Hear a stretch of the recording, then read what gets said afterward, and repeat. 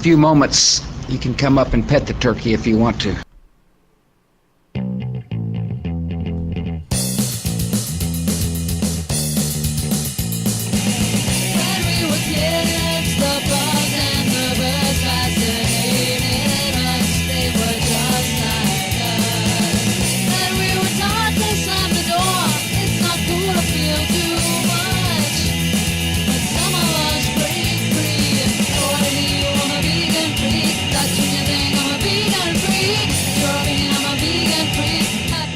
Hello, everyone.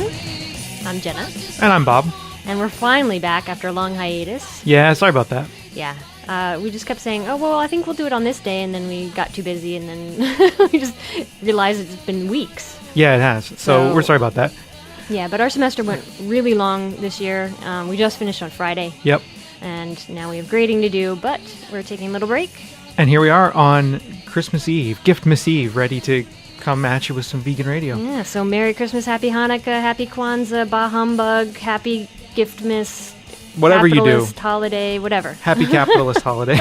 Happy holiday where you're supposed to buy a lot of stuff for people. Yes.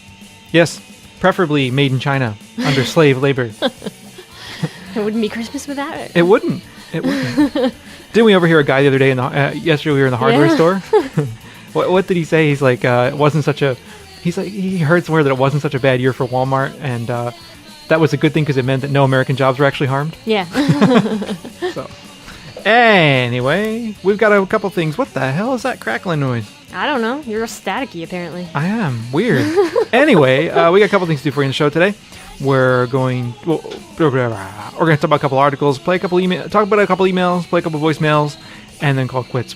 Basically, we're going to be in and out, hopefully, in about an hour here. Yeah, we're not going to make it a real long show, but we will be back next week. We will be back next week, for sure, before the new year. Yes. Correct? Correct. Because after New Year, we're going away and doing shit like that, so we'll be right back before the new year. But I got an article got a show this week to do for you. I'm having it's brain weird. mouth issues. when you don't do this for a couple weeks, you get kind of rusty. You get really rusty at it. So it's important that we continue to do it in the new year as part of our New Year's resolution. There we go. We should resolve to keep doing the show more regularly because it gets harder to get back into it once you haven't done it for a while. This is true. It does. But speaking of New Year stuff, we want to hear from you on the Ass Hats and Angels. We've only received like 2 nominations so far. Yeah, come on, people. Come on, get up off your butt and send us some shit, all right? Yeah. We want nominations for that. And also, at the beginning of the show, that was President Bush you heard. Play it again. I will play it again. A few moments, you can come up and pet the turkey if you want to. Come up and pet the turkey if you want to. Yeah. As many Americans know, that's from Thanksgiving when they pardon one turkey, and then he goes and lives his life out at some pathetic petting zoo kind of thing. Yep. So sad, but one turkey out of the millions, right? Yeah. I mean, it's like a double joke, right? We use this joke about the death penalty, which is no joke, to talk about how we're pardoning an animal who's going to be killed, which is also no joke. Yeah. Only in America. And other select countries. Other select repressive countries. Only in America and other select repressive regimes. Yes, indeed. Yeah. Anyway, so that was the president. Also, we want to do some thanks here. Yeah, we need to thank Ian. He sent us a bunch of cool stuff. He really did. And an Earthlings DVD that we're going to give away. Yes. On the next show. Okay. Yeah, we need to figure out exactly what to do to give it away. How to give it away. Yeah. And I want to thank Patrick because he sent me an MRE. And it is an MRE. Yeah. He sent me an MRE of Mexican corn. And if you don't know what that's all about, I forget how many shows ago that was. I don't know. Where I said I hated Mexican corn. After I said that, my mom was like, hey, I have a special treat for you last night. So she's like, I made some Mexican corn. I think I annoyed my poor mother with that.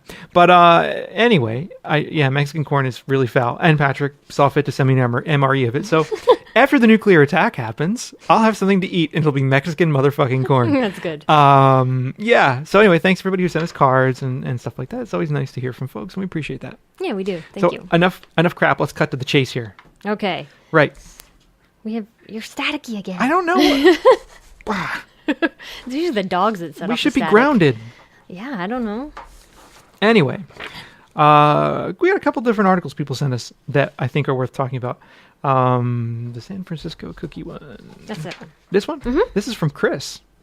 And those of you in the San Francisco Bay Area, you probably know about this already. But what they're doing is part of the Got Milk campaign. You know, everyone has to know this campaign. If you don't know it, man, they have it in Canada, they have it in the U.S. I don't know if they have it abroad or not. I have no idea. Probably not. Probably not, because it's like... I thought we said it was like the American Dairy Council. Yeah, I think it's the American Dairy Council. Yeah.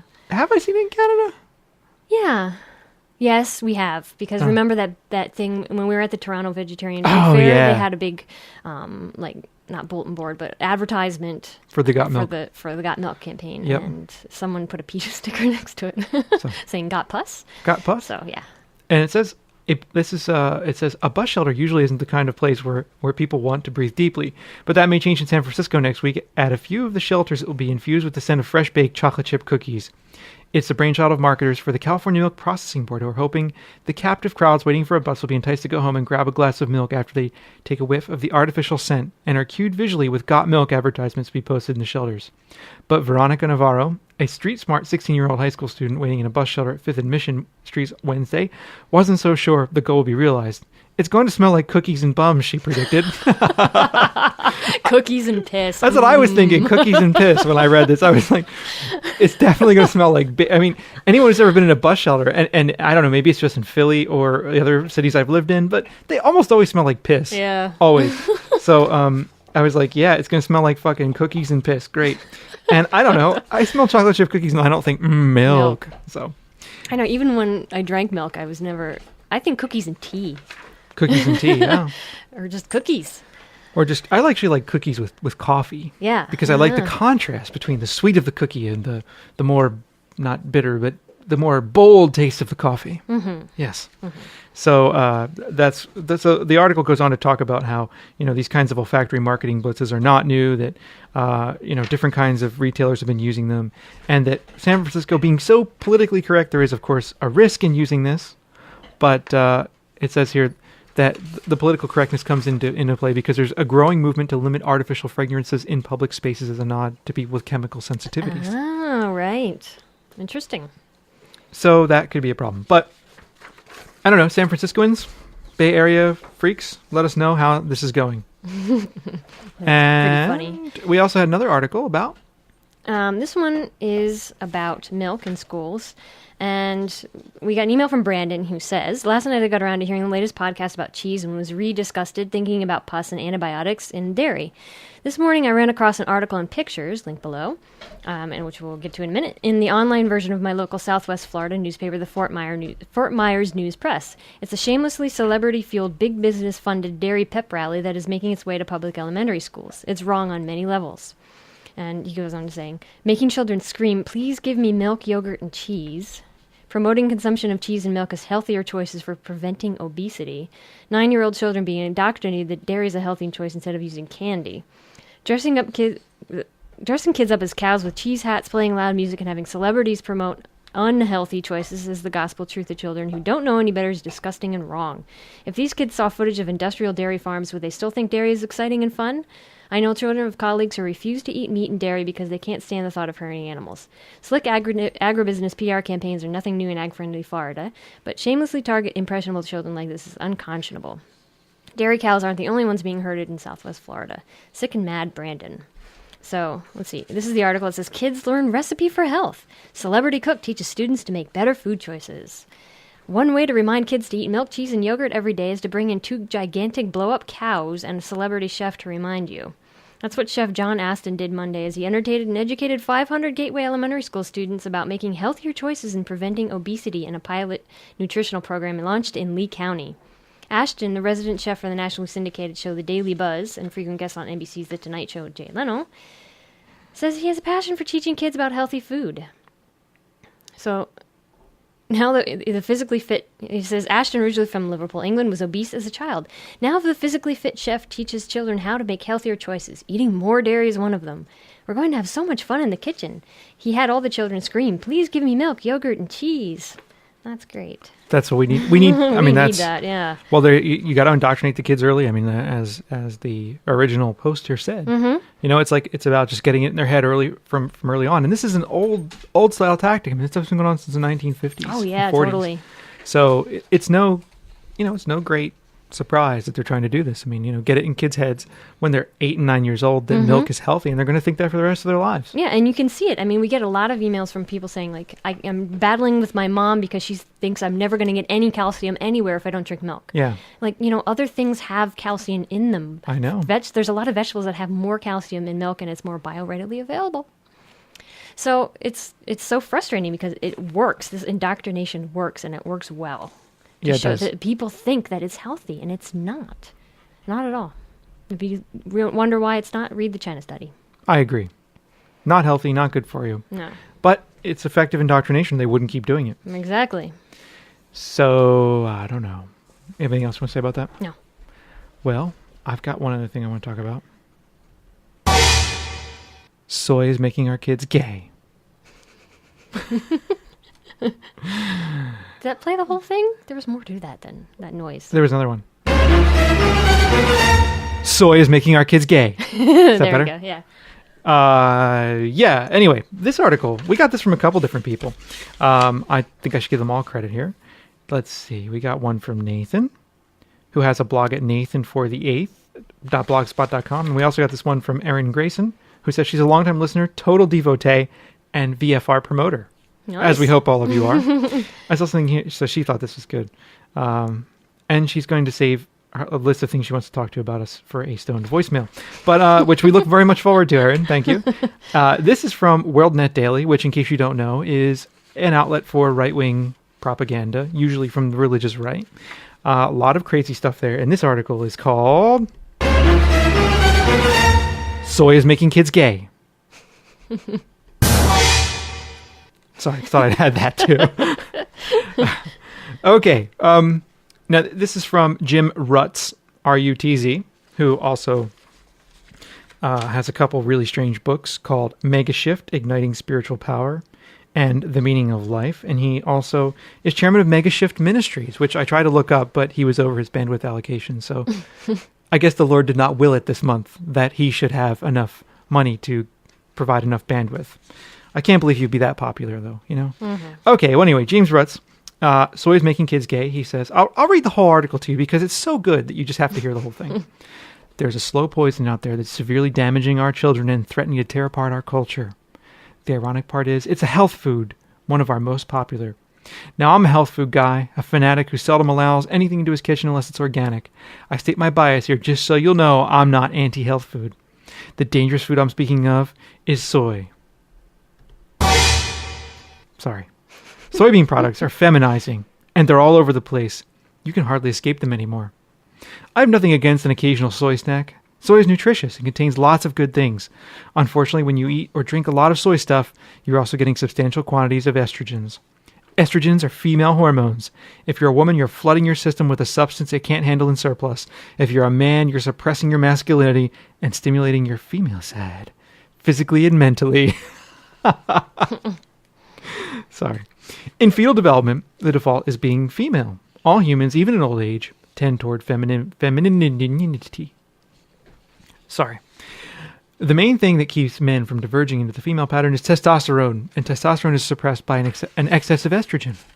If you're a grown-up, you're already developed, and you're able to fight off some of the damaging effects of soy. Babies aren't so fortunate. Research is now showing that when you feed your baby soy formula, you're giving him or her the equivalent of 5 birth control pills a day. In italics.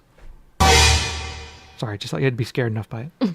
A baby's endocrine system just can't cope with that kind of massive assault, so some damage is inevitable. At the extreme, the damage can be fatal. Soy is feminizing and commonly leads to a decrease in the size of the penis. Oh, that explains it. Sexual confusion. I did think about having sex with that man the other day. And homosexuality. What do you mean? That's why most of the medical, not socio-spiritual blame for today's rise in homosexuality must fall upon the rise in soy formula and other soy products. Most babies are bottle-fed during some part of their infancy, and 1/4 of them are getting soy milk. Homosexuals often argue that their homosexuality is inborn because, quote, I can't remember a time when I wasn't homosexual. No, homosexuality is always deviant. but now many of them can truthfully say that they can't remember a time when excess estrogen wasn't influencing them. Doctors used to hope soy would reduce hot flashes, prevent cancer and heart disease, and save millions in the third world from starvation. That was before they knew much about the long-term soy use. Now we know it's a classic example of a cure that's worse than the disease. For example, if your baby gets colic from cow's milk, do you switch him to soy milk? Don't even think about it. His phytoestrogen level will jump to 20 times normal. If he is a she, brace yourself for watching her reach menarche? Whatever. How do you say that? I don't know how to pronounce it correctly. Okay, me either. I'm sure someone will write in and tell me, some grammar Nazi out there. As young as 7, robbing her of years of childhood. If he is a boy, it's far worse. He may not reach puberty until much later than normal. That's why I reached puberty last week. I was always wondering when it would come. My body was going through some very odd changes. Why I was growing hair and I was more interested. Anyway, research in 2000 showed that a soy-based diet at any age can lead to a weak thyroid, which commonly produces heart problems and excess fat. Could this explain the dramatic increase in obesity today? Recent research on rats shows testicular atrophy. Oh, that's why my balls have shrunk. Infertility and uterus hypertrophy, enlargement. This helps explain the infertility epidemic and the sudden growth in fertility clinics. But alas, by the time a soy-damaged infant has grown to adulthood and wants to marry, it's too late to get fixed by a fertility clinic. Worse, there's now scientific evidence that estrogen ingredients in soy products may be boosting the rapidly rising increase of leukemia in children. In the latest year, we have numbers for new cases in the U.S. jumped 27%. In 1 year! Exclamation point. This is almost over, don't worry. There's also a serious connection between soy and cancer in adults, especially breast cancer. That's why the governments of Israel, the UK, France, and New Zealand are already cracking down hard on soy. In sad contrast, 60% of the refined foods in the U.S. supermarkets now contain soy. Where soy use may double in the next few years, last I heard. The out-of-touch Medicrats and the FDA hierarchy are considering allowing manufacturers of cereal, energy bars, fake milk, fake yogurt, etc. to claim that soy prevents cancer. It doesn't. P.S. Soy sauce is fine. Unlike soy milk, it's perfectly safe because it's fermented, which changes its molecular structure. Miso, natto, and tempeh are also okay, but avoid tofu. Anyway. My God, where do you start? What the fuck? I mean... Yeah, of course, he says, scientific evidence shows, but of course... He's afraid, he doesn't show where this scientific evidence is coming from. Well, and also, I mean, if scientific evidence is like... If you show this guy scientific evidence for evolution, he'd be like, you're crazy, you're going to hell! Yeah. But he'll accept scientific evidence, supposedly, quote-unquote, scientific evidence. Yeah. That and the whole feminizing... I mean, okay, feminizing is bad. Yeah, I mean... It's so frustrating because, of course, he puts... It's very anti-woman, it's very anti-gay, it's just ridiculous. It's wrong on every possible level. It really is. It's really wrong on every possible level. Yep. I mean, I think it speaks for itself in how wrong it is. I don't know if... I have no idea about the medical effects of soy, and phytoestrogen and all that crap. I really don't know. But I'm willing to bet that it doesn't make people gay. No. I mean, no. I mean, his whole... okay, if his argument is that... isn't it fairly standard knowledge and understanding about the population, the percentage of gay people? Pretty much 10% of every population across the entire earth, everywhere... Is gay, right? Yes.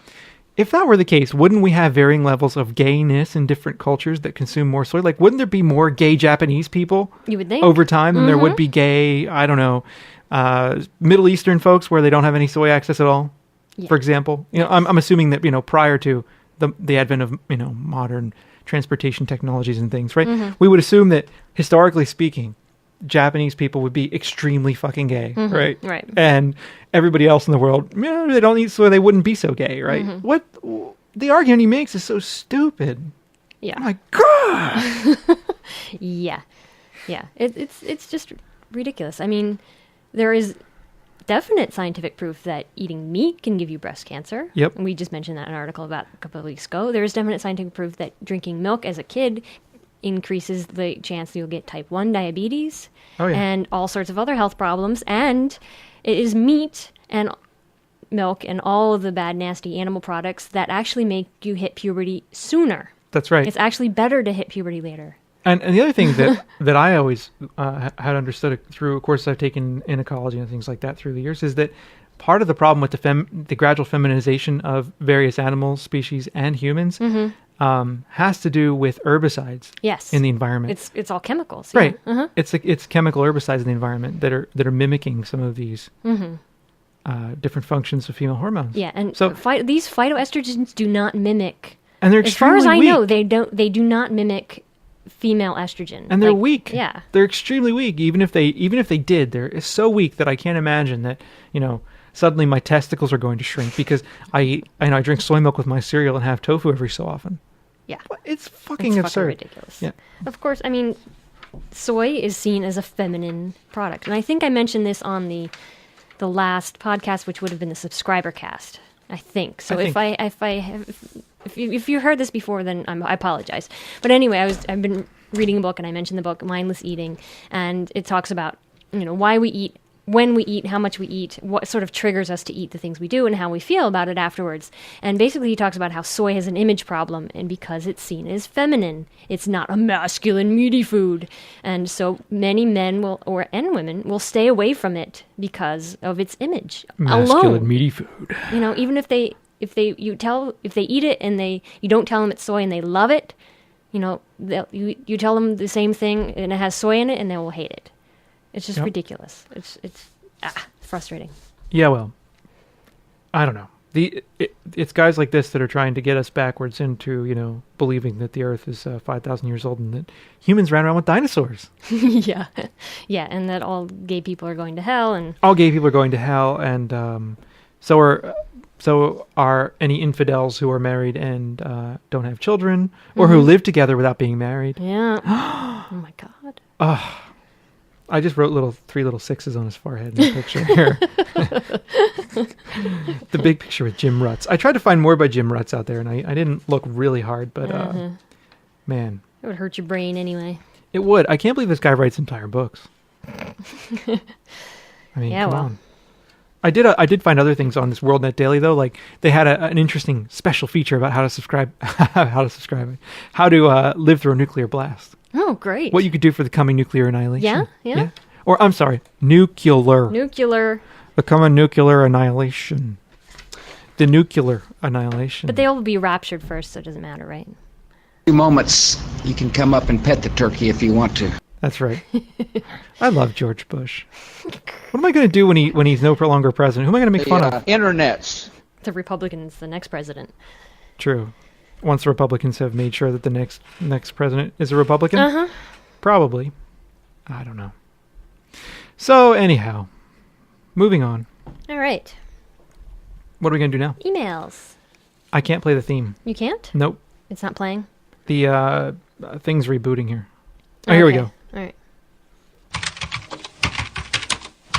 You've got mail. Okay, let's see here. Cialis? No, don't need that.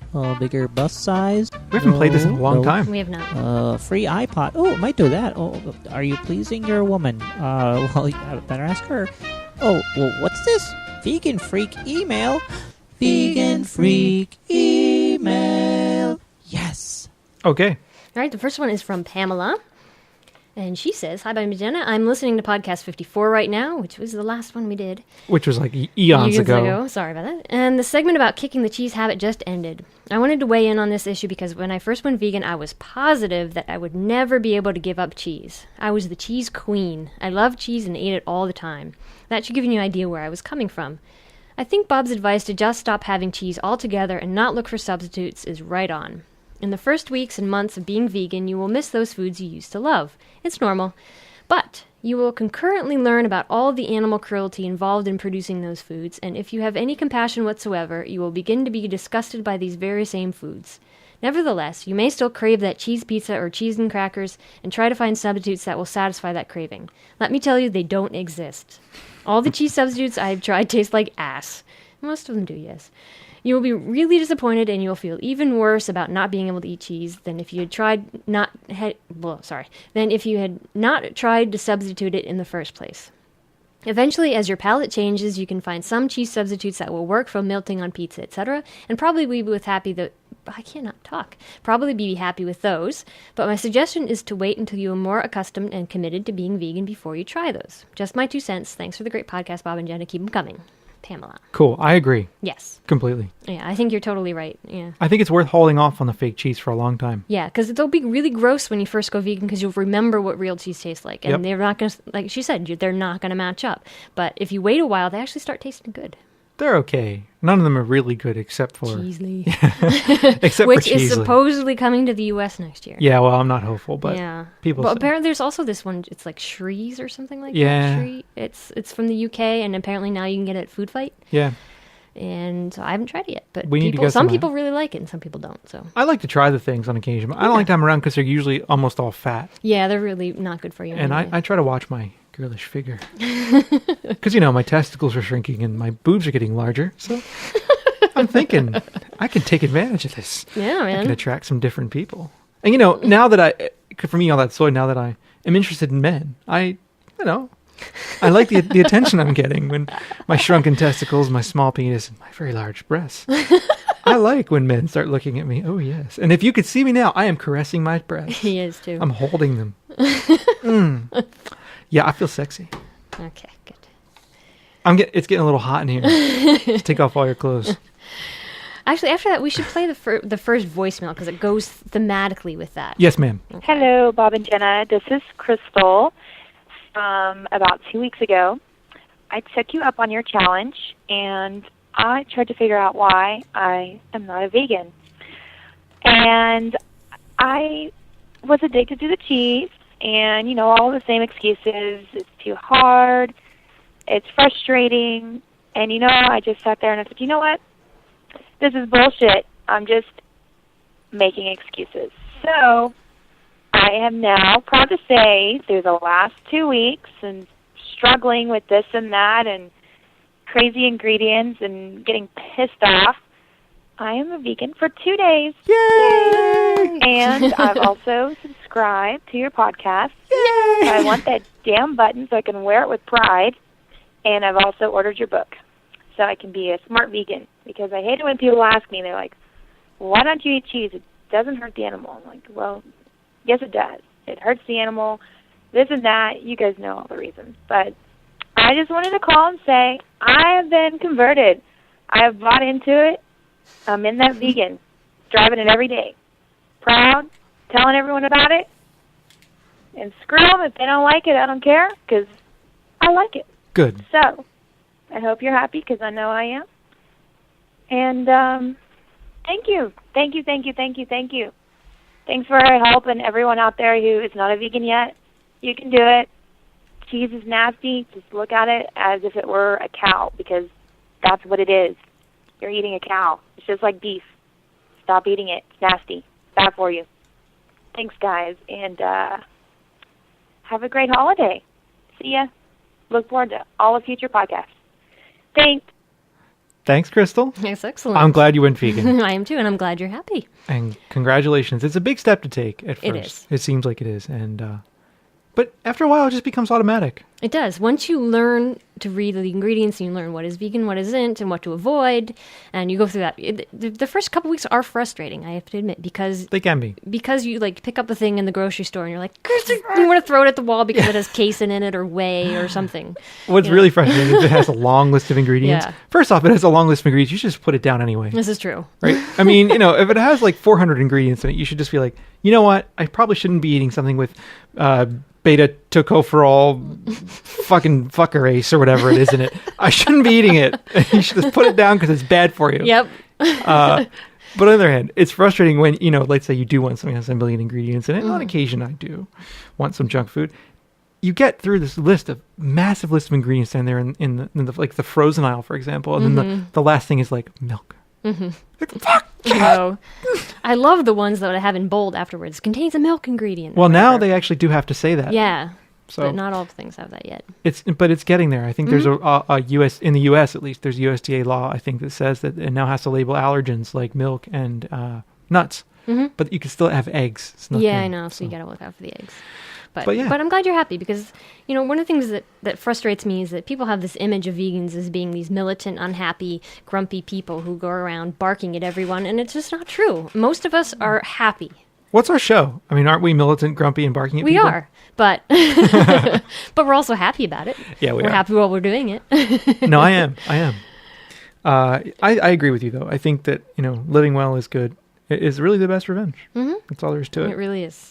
And, she raised a really good point, too, with the whole drinking milk is actually like a cow. I mean, I would argue that it's actually like a calf. I mean, more than anything. It's like, it's more like a veal calf. So, that old adage that I think I heard first from Eric Marcus a long time ago was like, there's a little bit of veal in every glass of milk, right? Which is true.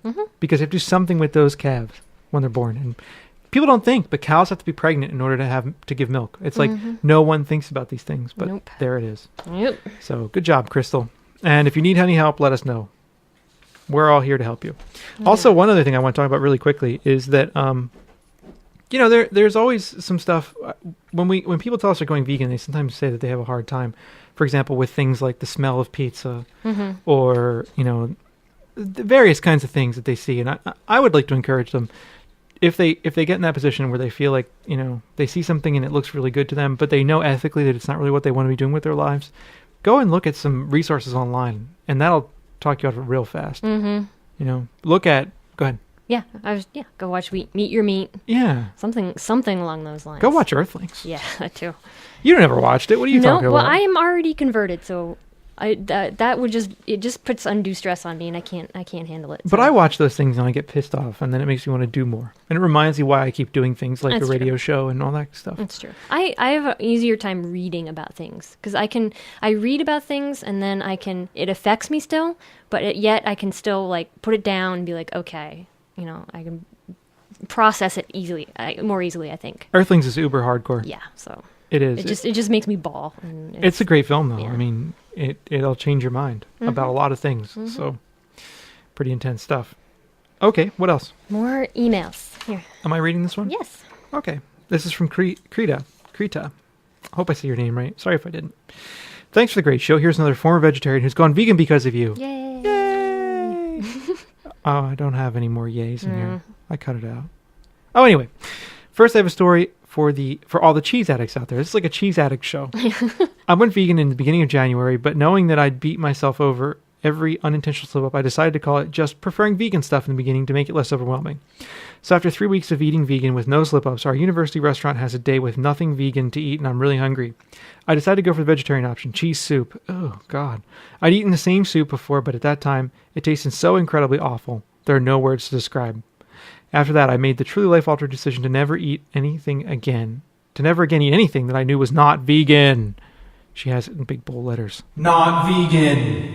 So, cheese addicts, do what Bob and Jen are saying. Give your body those 3 weeks. You and the other animals will both be happier. Second, I have a question. My dad used to be a vegetarian, but has since gone back to eating fish and hunted animals. Most of the time when I eat at my parents' house, he offers me some meat he's eating, saying idiotic things like, "Ooh, look how well the colors of your veggies and salmon go together." Or, "But this is a happy elk, so it's okay to eat it," which really make me sick. While I do agree that hunted animals most likely had a better quality of life than factory farm ones, in the end they're still killed and used, which is what matters to me. How do I get my dad to understand that I will not validate his choice and do not find his comments to be funny? I really don't want to spend Christmas dinner. Oops, we're a little late. I really don't want to spend Christmas dinner with him extolling the virtues of eating wood grouse or whatever animals he's decided to, quote, invite for dinner this time. Keep up the great work and the profanity, Krita. Fuck yeah, Krita. Well, it's tough. I mean, your dad is a former vegetarian, right? Mm-hmm. Isn't that what you said? Yeah. Yeah. It's really tough. You may never get your dad to see the world the way you do. Mm-hmm. But if you take him aside and perhaps say to him, "Look, Dad, I know that you think this is funny, and I know you're having a good time, and this is your life, but it bothers me when you do X, Y, or Z." Mm-hmm. You could use I statements, like from therapy or whatever, right? Right. I feel bothered when you... Rather than attacking him directly. You could tell him that you feel hurt or bothered or upset when he does these things. And to you, it's not a joke. Right. It's not just a passing phase. It's something that you take very seriously. And I think if you sit down and explain it to him, I mean, some people respond really well to that kind of thing. Other people respond well to other things. And I think I actually emailed Krita back and asked her, like, what kind of things would her dad respond most to?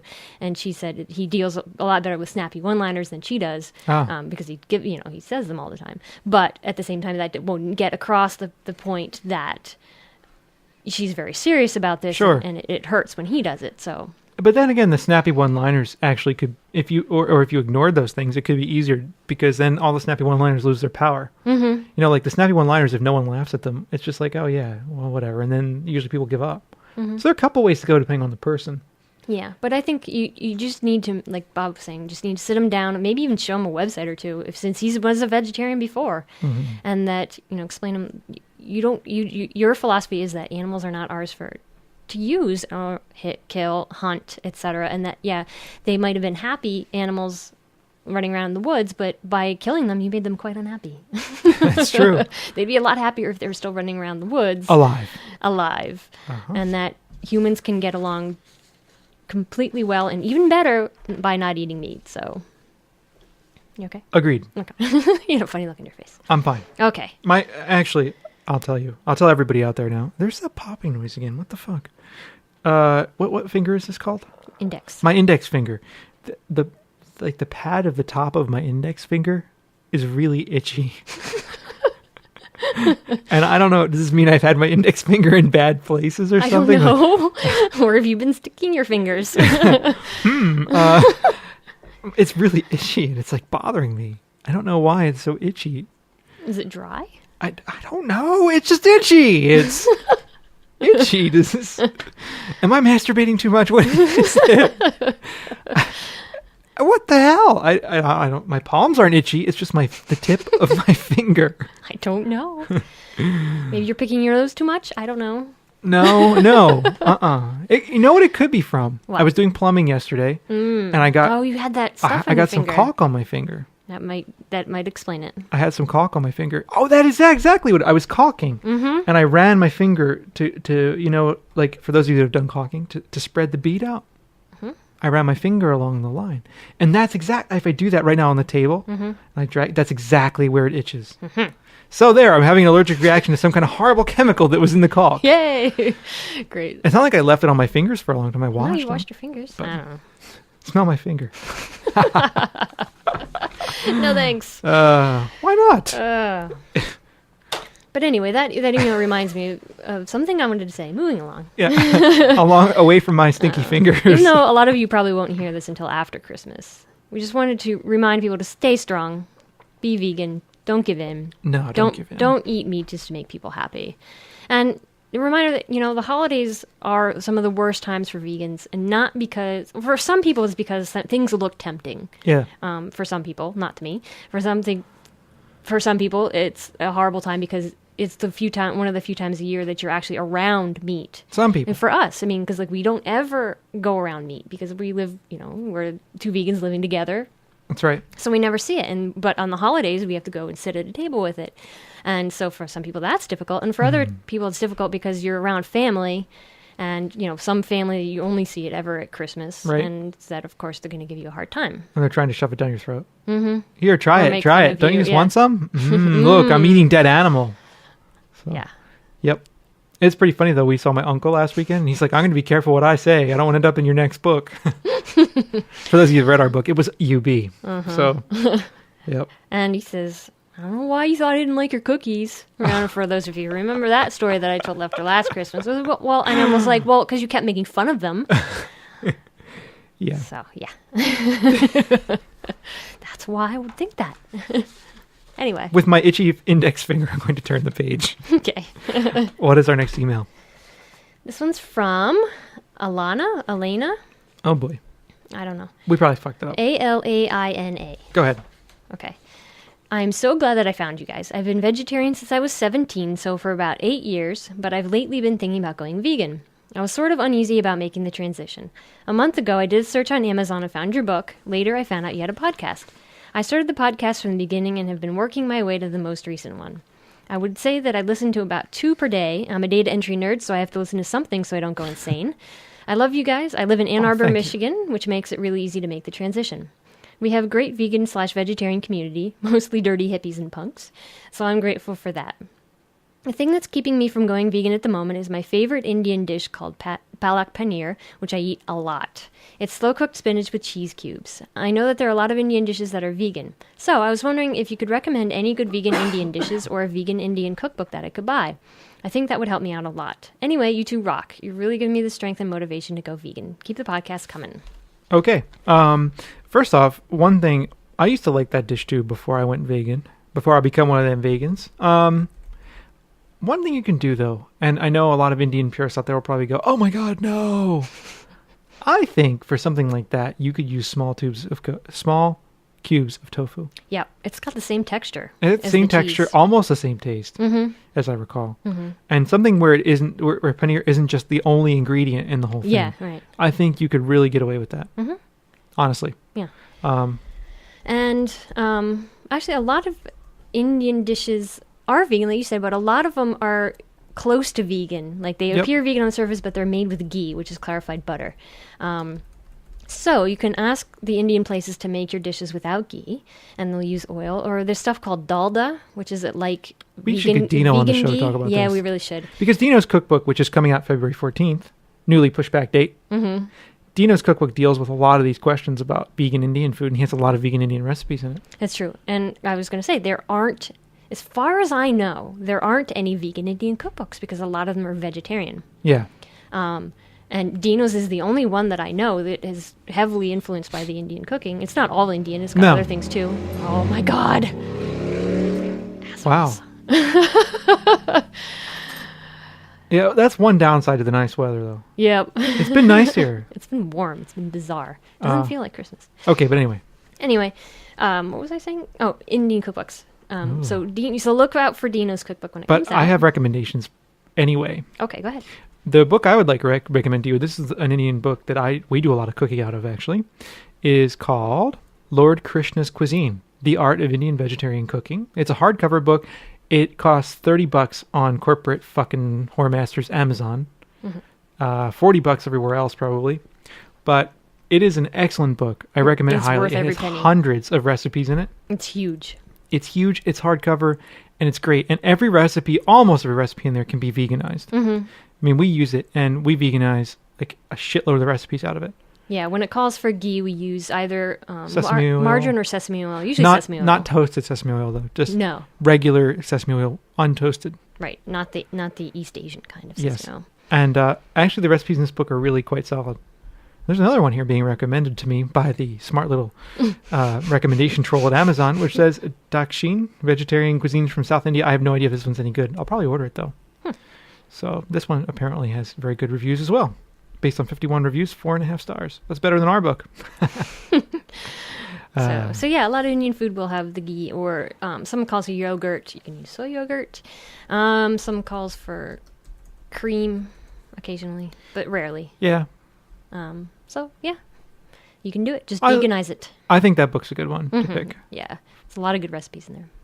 I think so. So I like that book a lot, actually, and we use that fairly often.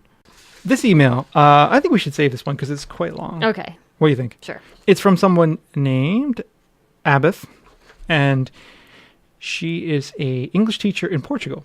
So she has a lot of interesting things. But what I think it's so long. I think I just want to save it for the next show. Okay. Because I want to give it the time that it's due. Okay. So why don't we put that one off until next show? So we'll get to yours next week, Abeth. Okay.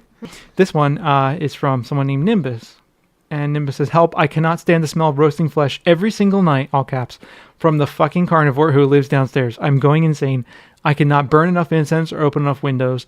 The smell saturates every room in my apartment. Please help me." I have... Yeah, I mean, it's a really tough... There's really... I don't know what to do. Yeah, because you can't really go ask them to not do it because they're going to be like, fuck you. Well, yeah, I mean, it's not something a landlord would even get on your side for because... Not at all. I mean, I understand that it's horrible and that it smells really bad, but I don't know what to do about it. I mean, you could try to talk to them, but I suspect most people aren't going to be into that. Not at all. I wish I had something. If anyone out there has any advice or suggestions, let me know. Yeah. We used to live next door to someone who cooked gross shit every night, and we just ended up moving. So luckily, that solved that problem. We did? In Ithaca, our neighbors used to cook like bacon, something that would smell like bacon every single day. It was foul. That was horrible. And it wasn't just bacon though. It was like no, it was like I don't know. It was no, nasty. it was like boiled meat. Yeah, it smelled nasty. It was horrible. It smelled really. Now that you remind me, it smelled Sorry. really Well, bad. you just got to cook stuff that stinks too. Yeah, we used to try to cook the stinkiest possible things we could with garlic and things like that. Yeah. So Yeah, cook a lot of garlic, cook a lot of cabbage. oh, cabbage, that's a good one. Cabbage stinks. Cook broccoli, cook a bunch of sulfuric vegetables. But seriously, if anyone out there has any suggestions about how to deal with that, let us know because I have no idea. Or good air fresheners, I don't know. I really don't know. I mean, if you live above somebody and they're cooking, it's gonna work its way up. Yeah. You know, there's really no way around that. I don't know how to deal with that. I wish I had some suggestions. Moving may be the thing to do. Mm-hmm. As much as I hate to tell someone that they should just pack up and move, but they should maybe think about packing up and moving if it's really that bad all the time. Okay, so back to the stupid emails. Okay. Which I was starting to talk about earlier. Where are we? Okay, so we've got one from Matt Stojkovic. Stojkovic, probably, huh? Yeah? Something like that. Someone else out there can tell me. This is one we occasionally get really dumb emails, and this is one of them. My brother-in-law is a freak. I mean, I vegan. I'm reading it exactly as he wrote it. He makes me laugh with his sanctimonious, holier-than-thou approach to food. Thank God for you freaks. More steak for me. Whenever I need a good laugh, I think of you pathetic liberal vegans. Well, I'm glad we can provide humor for somebody. What the hell? Like, okay. Let me read the next one. And then okay. This one is from someone. His email is randythefreak@yahoo.com. By the way, if you want to get in touch with Matt Stojkovic, he is Matt, M-A-T-T dot S-T-O-J-K-O-V-I-C @gmail.com. Mm-hmm. Drop him a line. Tell him, say hi to him. Be sanctimonious. This one is from someone, which is probably not a real name, randythefreak@yahoo.com. His message is, vegans suck. Meat for the win! ! What the hell? What I want to know, here's what I don't understand, okay? What kind of person is sitting in their mom's basement, beating their meat, trolling around the internet, that decides to go on to some website like ours and send in messages like that? What is behind that? What kind of idiocy is there? Like, I don't go to Christian websites and send them emails being like, haha, you believe in a mysterious sky being. I don't do that. Like, what? I don't go to like meat websites and then send them letters like, send them emails telling them meat's stupid. I don't do like what? Why would they bother? What is the point? I have no idea. How pathetic could your life possibly be where you're going to do that? That's what I don't get. I don't know. I'll never understand that at all. Just don't get it. I think, oh my God, after receiving these emails, I'm just wrong. I'm going to eat meat now. I know, like what the fuck? Yeah, like, I don't get it. Like, I really don't understand. Well, I wouldn't waste my time. I guess that's what it comes down to for me. Is like, I think things are stupid in the world, but I would not waste my time telling people how dumb I think they are. No, it's worthless. It's a worthless. waste of your time. It's like I don't get it. I just don't understand why people. I mean, it's entertaining. I look at these and I laugh. Mm-hmm. You get annoyed. I think they're funny. Jenna gets really upset about these. They bother her. Which is what they want. I know. I mean, I've been getting better at it, though. I see them and I just delete them immediately. There's some vegan out there that they're pissed off at, and they're using you as kind of a, vegan that they can think they can annoy because they can't annoy the one in their life. I know. This guy, I mean, he clearly doesn't have the balls to go tell his brother-in-law, I fucking hate you and I wish you would just get out of my face. No, he has to go and send an email on some website. He probably does that, too. I don't think he does. No. Come on. Someone like this? Probably. Yeah, who knows? Someone should send him an email and ask him. Yeah. Dear Matt, do you not have the guts to go tell your brother-in-law how much he sucks? Anyway. Oh, you don't want to inflict that on his poor brother-in-law. It wouldn't be his brother. Oh, well, yeah, I guess. Huh. Because then he'd start bothering him. Wouldn't it be funny if the brother-in-law of Matt Stojkovic listened to the show? Yes. That would be awesome. Maybe that's how Matt knows who we are. Maybe. He's heard his brother listening to the radio show and found us. And actually, I think probably some of these come from places like Podcast Alley. Oh, good point.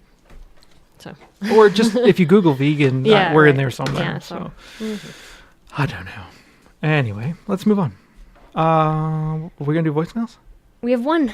Voicemail. Voicemail?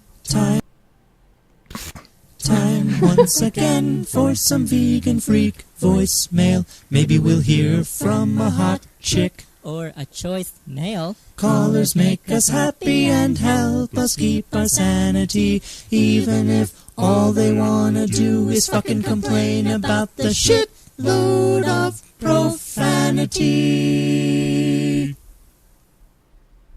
Hi, vegan freaks. It's Quagga again.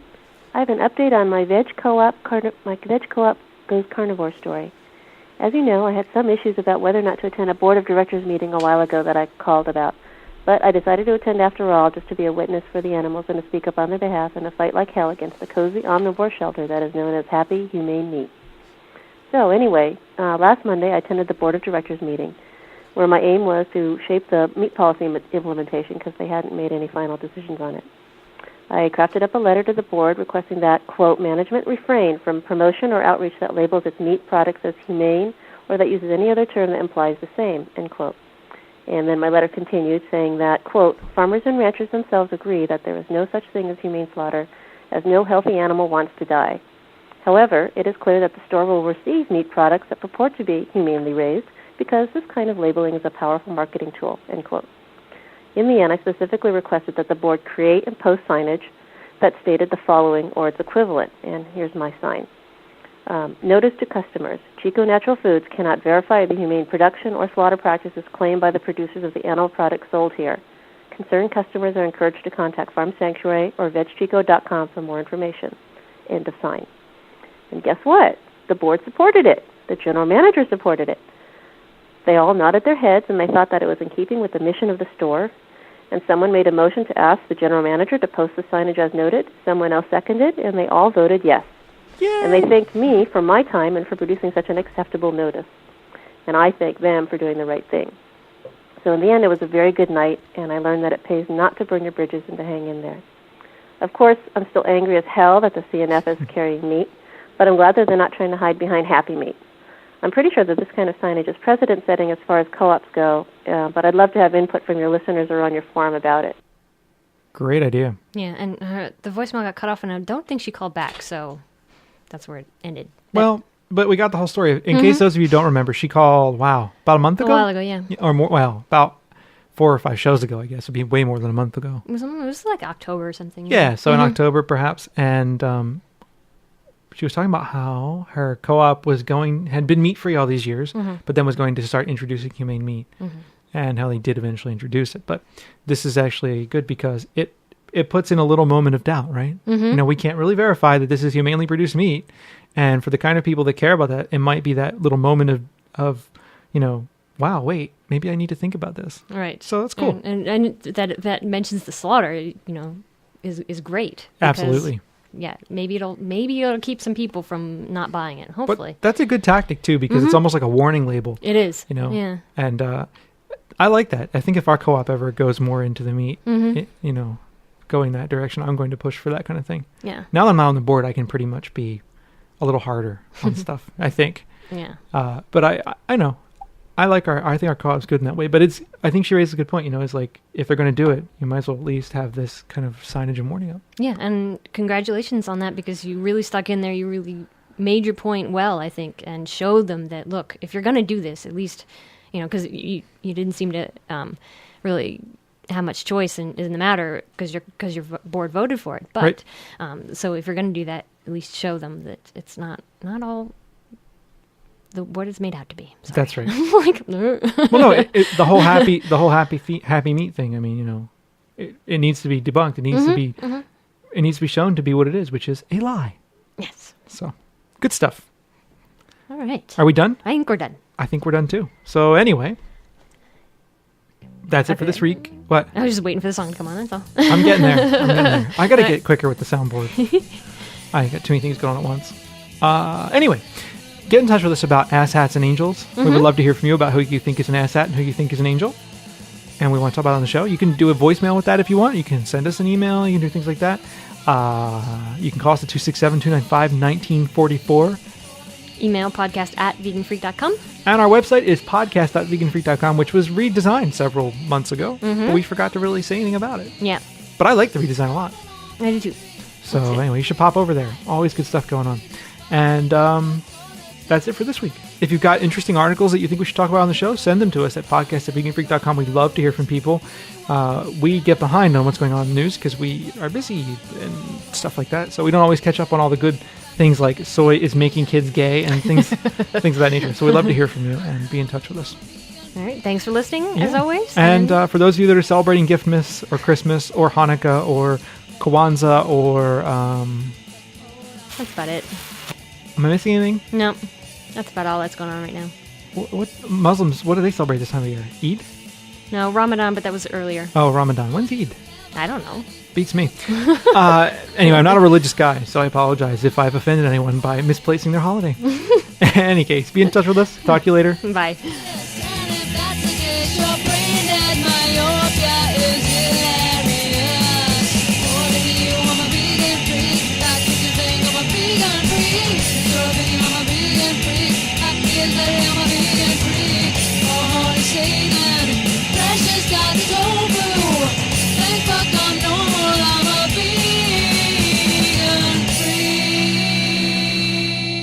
In a few moments, you can come up and pet the turkey if you want to.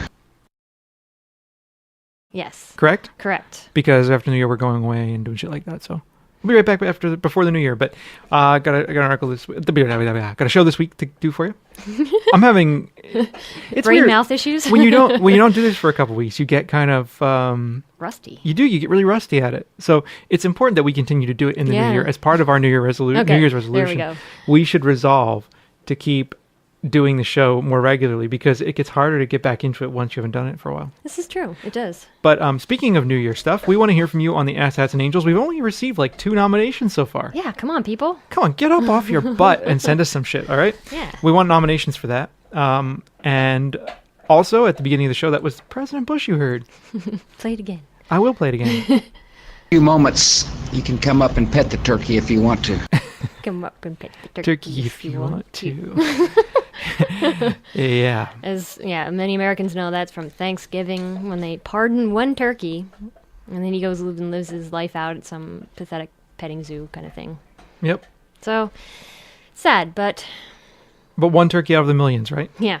I mean, it's like a double joke, right? We use this joke about the death penalty, which is no joke, to talk about how we're pardoning an animal who's going to be killed, which is also no joke. Yeah. Only in America. And other select countries. Other select repressive countries. Only in America and other select repressive regimes. Yes, indeed. Yeah. Anyway, so that was the president. Also, we want to do some thanks here. Yeah, we need to thank Ian. He sent us a bunch of cool stuff. He really did. And an Earthlings DVD that we're going to give away. Yes. On the next show. Okay. Yeah, we need to figure out exactly what to do to give it away. How to give it away. Yeah. And I want to thank Patrick because he sent me an MRE. And it is an MRE. Yeah. He sent me an MRE of Mexican corn. And if you don't know what that's all about, I forget how many shows ago that was. I don't know. Where I said I hated Mexican corn. After I said that, my mom was like, hey, I have... Gospel truth to children who don't know any better is disgusting and wrong. If these kids saw footage of industrial dairy farms, would they still think dairy is exciting and fun? I know children of colleagues who refuse to eat meat and dairy because they can't stand the thought of hurting animals. Slick agribusiness PR campaigns are nothing new in ag-friendly Florida, but shamelessly target impressionable children like this is unconscionable. Dairy cows aren't the only ones being herded in Southwest Florida. Sick and mad, Brandon. So, let's see. This is the article that says, Kids learn recipe for health. Celebrity cook teaches students to make better food choices. One way to remind kids to eat milk, cheese, and yogurt every day is to bring in 2 gigantic blow-up cows and a celebrity chef to remind you. That's what Chef John Aston did Monday as he entertained and educated 500 Gateway Elementary School students about making healthier choices and preventing obesity in a pilot nutritional program launched in Lee County. Ashton, the resident chef for the nationally syndicated show The Daily Buzz and frequent guest on NBC's The Tonight Show with Jay Leno, says he has a passion for teaching kids about healthy food. So... Now the physically fit, he says, Ashton, originally from Liverpool, England, was obese as a child. Now the physically fit chef teaches children how to make healthier choices. Eating more dairy is one of them. We're going to have so much fun in the kitchen. He had all the children scream, please give me milk, yogurt, and cheese. That's great. That's what we need. We need. I We mean, need that's that. Yeah. well. You got to indoctrinate the kids early. I mean, as the original post here said, it's about just getting it in their head early from early on. And this is an old style tactic. I mean, this stuff's been going on since the 1950s. Oh yeah, 40s. totally. So it's no great surprise that they're trying to do this. I mean, get it in kids' heads when they're 8 and 9 years old that milk is healthy, and they're going to think that for the rest of their lives. Yeah, and you can see it. I mean, we get a lot of emails from people saying, like, I'm battling with my mom because she thinks I'm never going to get any calcium anywhere if I don't drink milk. Yeah. Like, other things have calcium in them. I know. There's a lot of vegetables that have more calcium in milk, and it's more bioreadily available. So it's so frustrating because it works. This indoctrination works, and it works well. Yeah, it show does. that people think that it's healthy, and it's not. Not at all. Cookies and piss. That's what I was thinking, cookies and piss, when I read this. I was like, it's definitely going to smell like... I mean, anyone who's ever been in a bus shelter, and I don't know, maybe it's just in Philly or the other cities I've lived in, but they almost always smell like piss. Yeah. Always. So I was like, yeah, it's going to smell like fucking cookies and piss. Great. And I don't know, I smell chocolate chip cookies and I don't think milk. So I know, even when I drank milk, I think cookies and tea. Cookies and tea, yeah. Or just cookies. Or just, I actually like cookies with coffee. Yeah. Because I like the contrast between the sweet of the cookie and the more, not bitter, but the more bold taste of the coffee. Mm-hmm. Yes. Mm-hmm. So so the article goes on to talk about how, these kinds of olfactory marketing blitzes are not new, that, different kinds of retailers have been using them, and that San Francisco, being so politically correct, there is, of course, a risk in using this, but it says here that the political correctness comes into play because there's a growing movement to limit artificial fragrances in public spaces as a nod to people with chemical sensitivities. Oh, right. Interesting. So that could be a problem. But, I don't know, San Franciscoans, Bay Area freaks, let us know how this is going. And pretty funny. We also had another article about... This one is about milk in schools. And we got an email from Brandon who says, last night I got around to hearing the latest podcast about cheese and was re-disgusted thinking about pus and antibiotics in dairy. This morning I ran across an article and pictures, link below, and which we'll get to in a minute, in the online version of my local Southwest Florida newspaper, the Fort Myers News Press. It's a shamelessly celebrity-fueled, big business-funded dairy pep rally that is making its way to public elementary schools. It's wrong on many levels. And he goes on to saying, making children scream, please give me milk, yogurt, and cheese. Promoting consumption of cheese and milk as healthier choices for preventing obesity. 9-year-old children being indoctrinated that dairy is a healthy choice instead of using candy. Dressing kids up as cows with cheese hats, playing loud music, and having celebrities promote unhealthy choices is the...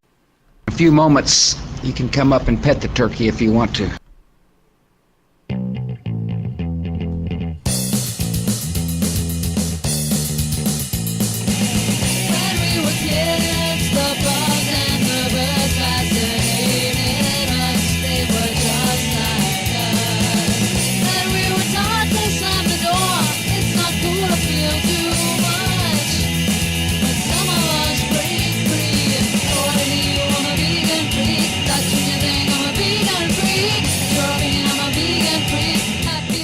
Hello, everyone.